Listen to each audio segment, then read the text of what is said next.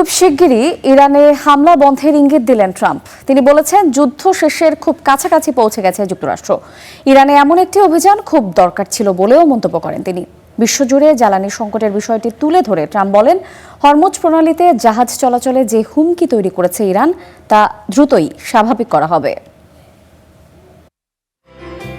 ফ্লোরিডায় Republican পার্টির এই সভায় ইরানি হামলার পক্ষে আবারও নিজের যুক্তি তুলে ধরেন ট্রাম্প। তার দাবি, মার্কিন সামরিক পদক্ষেপ ইরানকে পারমাণবিক অস্ত্র তৈরি এবং ইসরায়েল ও মধ্যপ্রাচ্যে হামলা চালানো থেকে বিরত রেখেছে, যদিও ইরানের হামলায় আক্রান্ত মধ্যপ্রাচ্যের ৮ দেশ।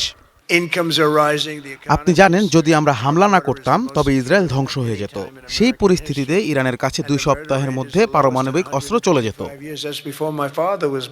মধ্যপ্রাচ্যের সংঘাতকে কেন্দ্র করে বিশ্বজুড়ে বেড়েছে তেলের দাম। এর প্রভাবে বাড়ছে খাদ্যপণ্যের দাম। হুমকির মুখে বৈশ্বিক প্রবৃদ্ধি অর্জন। তবে ট্রাম্পের দাবি, মুদ্রাস্ফীতি কমছে, আয় বাড়ছে, নতুন রেকর্ড স্পর্শ করছে শেয়ার বাজার।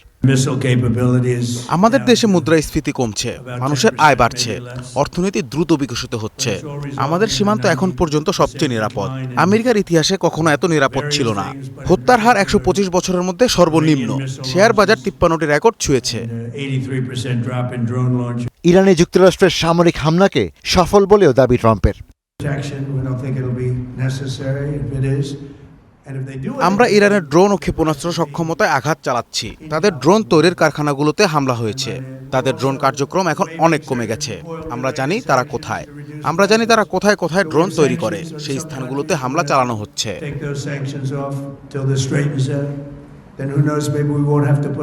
ট্রাম্পের দাবি, ইরানের ড্রোন প্রায় 83% কমে গেছে, যদিও সোমবার ইরানের একটি ড্রোন হামলাতেই বন্ধ হয়ে গেছে বাহরাইনের প্রধান তেল উৎপাদন কেন্দ্র, যাকে কেন্দ্র করেই বিশ্ববাজারে রেকর্ড ছুঁয়েছে তেলের দাম।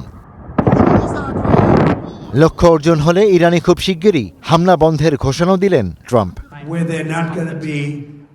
আমার মনে হয় খুব শিগগিরই এটা ঘটবে।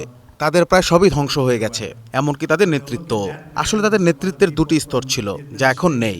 যেসব নেতার কথা এখন বলা হচ্ছে, তাদের বেশিরভাগ নামই মানুষ আগে শোনেনি।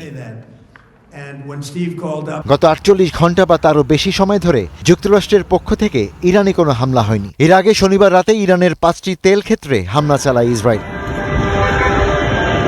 Ishtiaq Hossain, star news.